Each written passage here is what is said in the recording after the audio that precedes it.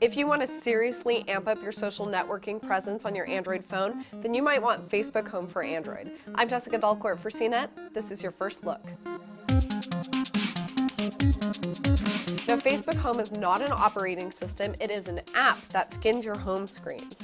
You can download it through Google Play for several phones, or it might come preloaded on your phone, as with this HTC First right here. Facebook calls the photos and status updates that you see march across your screen cover feed. And from these screens, you can like a picture or a status, and you can comment as well. Images auto-scroll on their own. You can advance them manually as well. And you can adjust the image quality and refresh rate in the settings. There are other ways you can navigate around as well. If you tap your own profile picture, you can launch the Messenger, open your app tray, or return to the last app that you had open. Since Facebook Home does sit on top of Android, you're able to access every other bit of Android as well. For example, if you want to open your apps, you can either tap the home screen button or you can swipe up from the bottom. What you see is an app launcher. There are shortcuts to all of the apps that you want. You can drag and drop apps on or off if you want to remove them. You can have as many app launcher pages as you want. To see a full list of apps, you swipe over to the left and you've got a vertical list right there. From the launcher, you can update your Facebook status, check into a location, and upload photos through a specific Facebook uploader tool.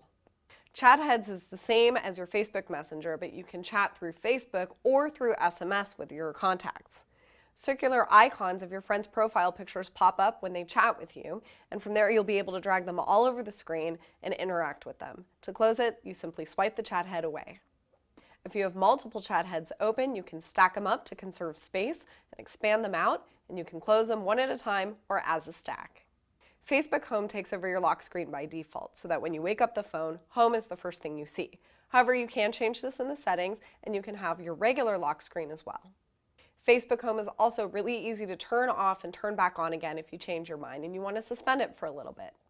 Although there are no ads on Facebook Home right now, CEO Mark Zuckerberg said that is the plan for the future to start monetizing the feature. I personally wouldn't use Facebook Home on my regular Android phone, but there are some things that I like about it. I really like chat heads, for example, and I wish that Android would just take that implementation and that we could see it on all phones. It's really useful and handy and clever.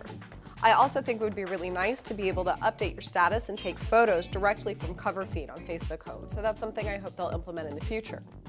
Facebook Home is obviously for people who love Facebook and who want to interact with their friends the second they turn on their phone.